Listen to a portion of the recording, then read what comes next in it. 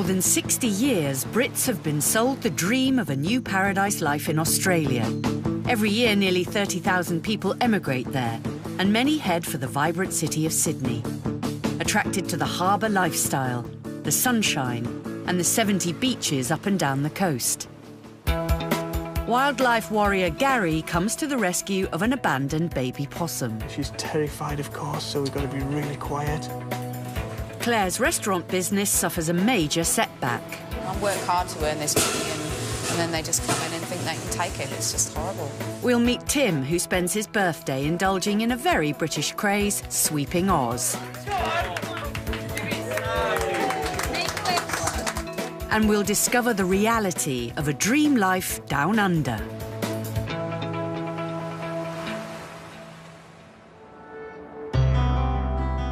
Australia has twice as many unique species as Europe and North America combined, and urban areas make up just 1% of its total landmass.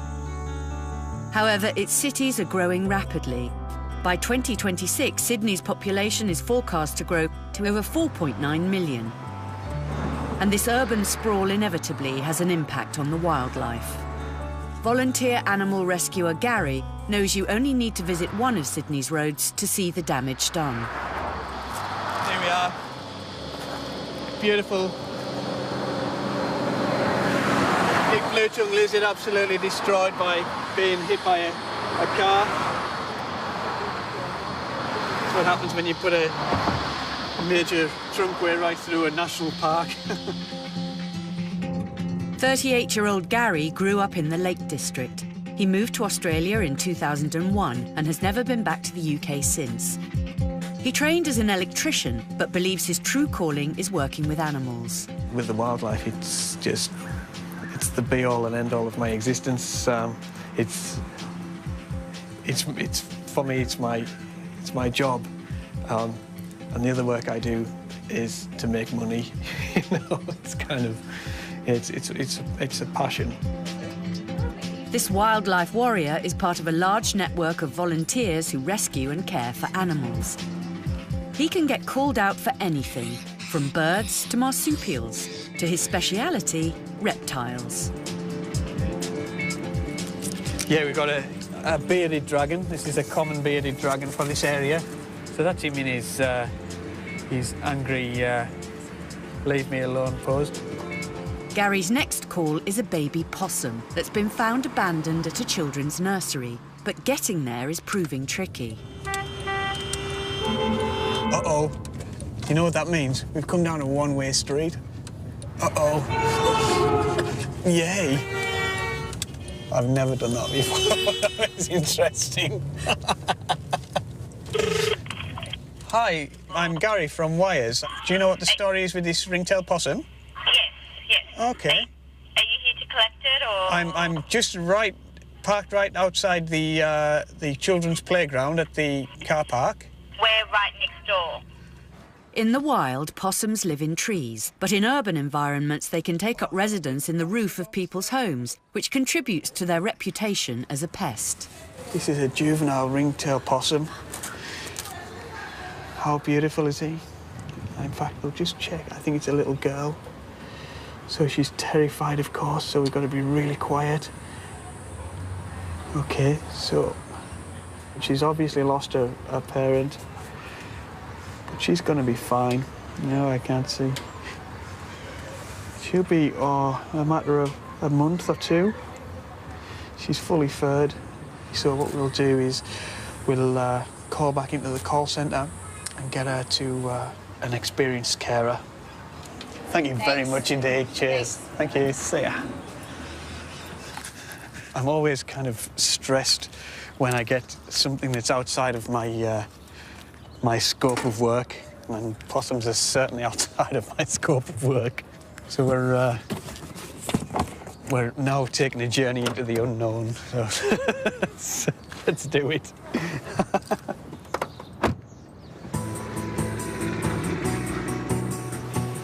Over 30% of Sydney's population is born overseas.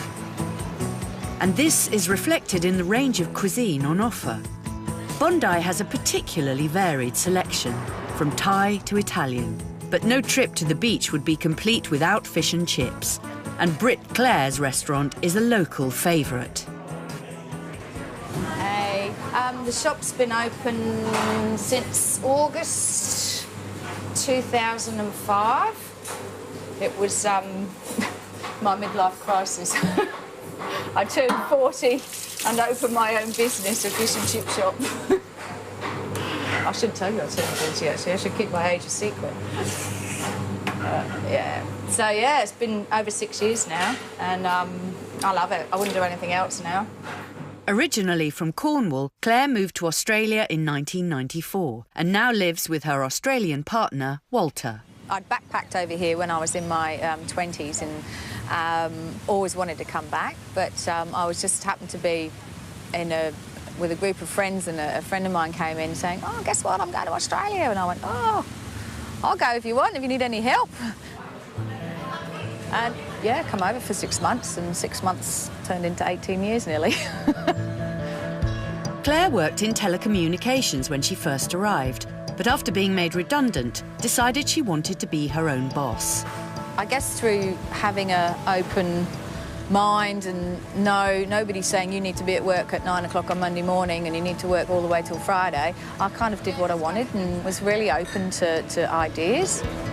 Although she had no experience of running a restaurant, Claire opened hers 6 years ago. I mean, it's kind of cliche, you know, the girl born in fishing town in Padstow ends up with a fish and chip shop in Bondi Beach. Claire's worked hard to adapt her very English speciality to local tastes. Grilled. I think grilled's better. Okay. The basic fish and chips is the New Zealand hoagie, so that's kind of if somebody from England comes in and goes, "Oh, I want fish and chips," it's usually battered fish. So, but we do like a tempura batter, so it's a rice flour batter. It's a little bit lighter and crispier than your sort of traditional old school stuff. Instead of cod and battered sausage on the menu, you'll find grilled barramundi, squid and octopus. The thing that makes me laugh is I get a lot of British people come into the shop and go, "Oh, you should do mushy peas with your chips, and you should do gravy or curry sauce or something." And I'm like, nah, it's Australia. It's, you know, there's only so many Pommy backpackers in Bondi for a certain amount of time, and then as soon as it gets cold, they all go north. So I'll be left with pounds and pounds of mushy peas and nothing to do with it. You know, Australians don't do mushy peas and gravy and curry sauce, so. But keeping her business afloat requires a steady flow of customers. And while the sun is shining today, the peak summer season has got off to a distinctly rainy start. People don't come out and eat when it rains, they order home deliveries. And fish doesn't travel well, so we don't deliver home deliveries. But yeah, so a lot of people won't come to the beach on a rainy day. They'll stay at home or go to the movies or go shopping. So it affects business when it rains. Claire must now hope that the weather improves, as a busy Bondi summer is crucial to the success of her business.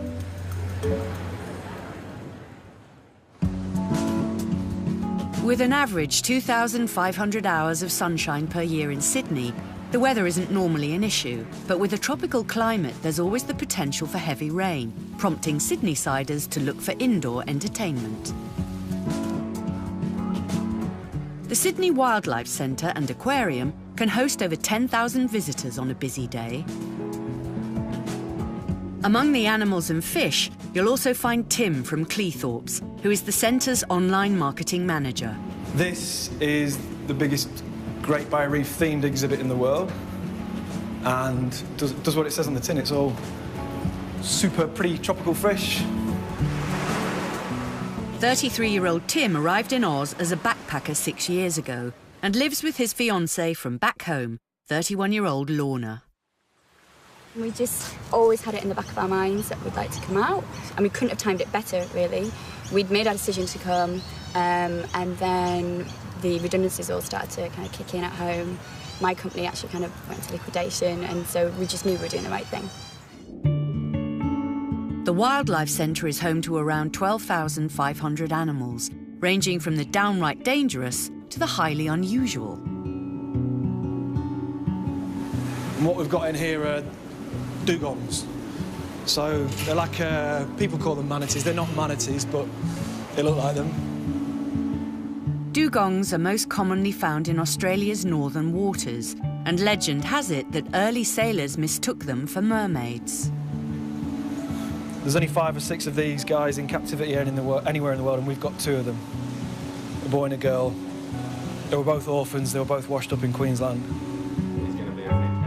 Tim is also a keen photographer, and part of his job is to take publicity photos of the animals.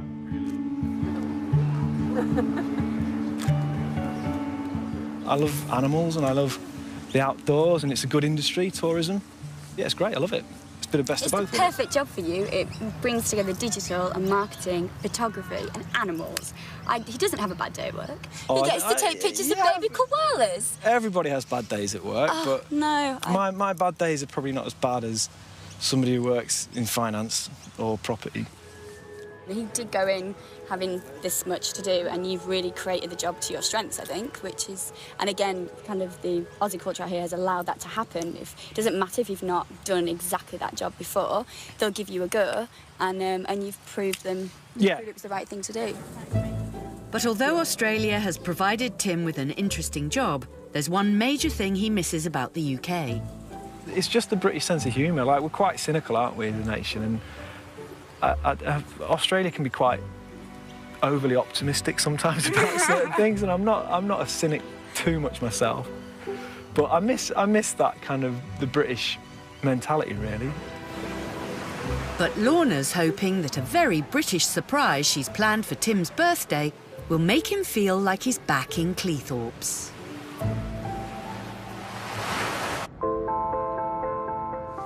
The wettest start to summer on record is not the only problem in Paradise. Burglaries hit a peak in Bondi during the summer months, and Claire is the latest victim. They broke into the back of the building, kicked the door in, and then came in and then just smashed into the safe. Over £500 worth of cash has been taken, and she now has to pay out for repairs and upgraded security. You can't really see much where has it happened now, but they jimmied it all. This is all broken, and so this whole lot was hanging out. But we've had to kind of secure it a bit until we get a new door put on. The insurance company's going to cover all that. It's times like that where you find yourself on your own, and I go, oh God, I wish my family was here. You know, I wish my sister was here, my brother was here, or somebody would come round and, you know, just say it'll be all right. Don't worry, it'll be all right. And, you know, I've got friends and, you know, everybody here, but that's when you need your family. You just need them, because you know that you don't need to say anything to them, they just know you. So, yeah, you do get that. You get that side of it, which... Deep breath. It's the second time in 3 years that Claire's shop has been broken into, and she'll have to make sure that no cash is left on site again. I just kind of think, oh, why don't they go out and get a job for a living, you know? I work hard to earn this money, and then they just come in and think they can take it. It's just horrible. It sucks. Yeah. Claire will need to work hard to make up the shortfall, but she'll also need a little help from Mother Nature. The weather's horrible, and it's just, you know, it means business is slow, and when you've lost takings and things like that, you want some sunshine to make up some money, so not happening.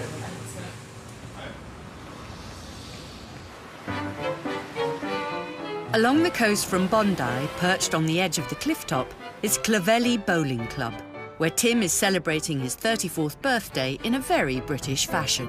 When it starts, yeah? It's rubbish. Go on, Tim. No, go on. Go on. So the spot goes in where? The whole event has been organised by Tim's girlfriend Lorna, and to make it feel authentically British, she's rounded up as many Poms as possible. There's one Aussie in there somewhere. Oh no, there's 2. There's 2 Aussies. And then there's another 4 or 5 Poms on the way as well. So about 25 Poms, 2 Aussies. It's about the typical ratio in the eastern suburbs anyway, really. So. Lawn bowls is often thought of as a genteel sport played by pensioners, but a weekend visit to one of Australia's many clubs paints a different picture. A lot of old people do it here as well, but at the weekend it's just a bit of a... just the young'uns descend on the place. Anyone can play it. You don't have to have any gear, you don't need to be good at it. And it's got a cheap bar. Having moved 12,000 miles from home, Sydney's Poms tend to stick together. Thank you. kind of at our age, it's a bit weird making friends all over again, but that comes with the territory. When you move to the other side of the world, you just got to accept that happens. So. And we've had a lot of other friends that we did know who've moved away, so it's quite transient. You find some people come and go away again. So we've had friends we know better who've been and gone. The average age that people move to Oz is 27, and many find that they soon have to make difficult choices. What I found hard is kind of moving through into probably in the second year is all these decisions that you feel like you might have to make. So it's, oh, you're feeling quite settled here, that's great. But so then what happens? So you have children here, you know, to get married here and settle here. And it throws up all these things that if I was still back in Leeds, we wouldn't have to worry about, I suppose. So it's a real battle for me that can't be answered and won't be answered anytime soon. For some, the solution is dual nationality. We definitely kind of like to do that and become citizens ultimately. I think that would be really good, really nice to kind of have the option then to be here or to be in the UK. Yeah, it gives us the option to go back when we want to or stay here forever. Tim and Lorna also find themselves attracted to this option. I think it's a bit of a no-brainer. It's just flexibility. When we say, obviously, oh, it's great to have, you know, the option to live in both, it's just purely a flexibility thing. It's hedging your bets to an extent. Happy birthday to you. But for Tim, some things will never change. I'd gladly take, you know, the residency, whatever, but I'm never supporting the sporting team. No chance. I don't think they make you. I think it's okay. Is it? Yeah.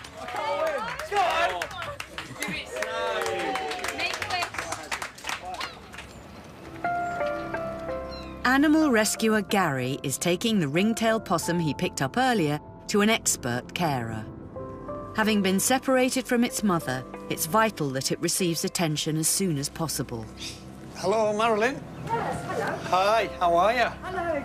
So, Marilyn is our veteran possum rehabilitator. She's a legend in her field. And I've just got to build you Baby possum? Baby ringtail, fully furred. I think it's a little female. Oh, come on, beautiful. I've got some pals for you. That's wonderful. I've got two that are a bit mismatched. Ringtail possums can be found along the east coast of Australia. These shy nocturnal creatures live in forests in communal nests. She's a beautiful little Yeah. girl. I've got one about the same size in there, and the smaller one is back riding. Oh, OK, radio. OK. OK, so this you've is got another stressed girl. out there, right? Yes. They totally de-stress once they're with other possums. In the wild, they emerge at night to forage for leaves, fruit and flowers. This is what they absolutely love, which is grevillea, and we'll give them some of that. They would be normally feeding at night time. Thanks very much. You don't bite me, thank you. Right. No, we'll cover them up, keep them in the dark, and they'll be all settled up by night time. Okay. To calm them, Marilyn puts the possums in small knitted pouches to replicate their natural habitat, where they huddle together in nests called drays. So we're just going to pop these in the corner? Yes. We make artificial drays for them, and when they're released as a group, the whole dray will go as a group up in a tree, and they'll live together. The future looks bright for these possums, but Gary knows there's a huge amount of work to be done to protect Australia's wildlife from the growth of cities. One person can't make a difference, there's absolutely no doubt about it, you know? But if we can just get people into the way of thinking from a conservation point of view, we could make a difference. Do I see that happening? I don't know. But it certainly isn't going to stop me trying.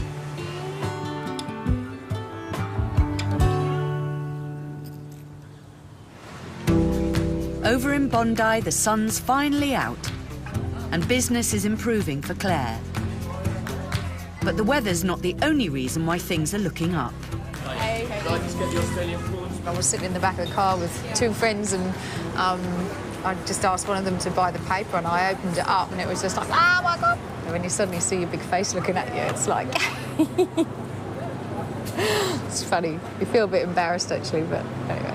And then consequences of having that in the paper on Saturday is very, very, very busy busy weekend. So, yeah, extremely busy. So we're licking our wounds today after the cupboard was bare last night. It's just amazing publicity that when you get one, it's just worth so much. You just can't, yeah, it's amazing. It's good fun. It's nice. A little boost. Makes you happy, especially after a week of rain. For Claire, this is just another example of what Australia offers to those willing to work hard. They've always called it the land of opportunity, and I still think that's true. You know, when you kind of hear what's going on around the world now, I look around here and I think, we're actually doing okay here. We're not getting affected by it all. And I don't know, yeah, I think it's, you know, I think it is still a land of opportunity, very much. England take on Belgium tomorrow in a friendly live football from 4:30. Then a new series on ITV1, Sporting Stars Watch Out. Alistair McGowan is about to do what he does best. You Cannot Be Serious is at 7:30 tomorrow. The Cube follows that at 8.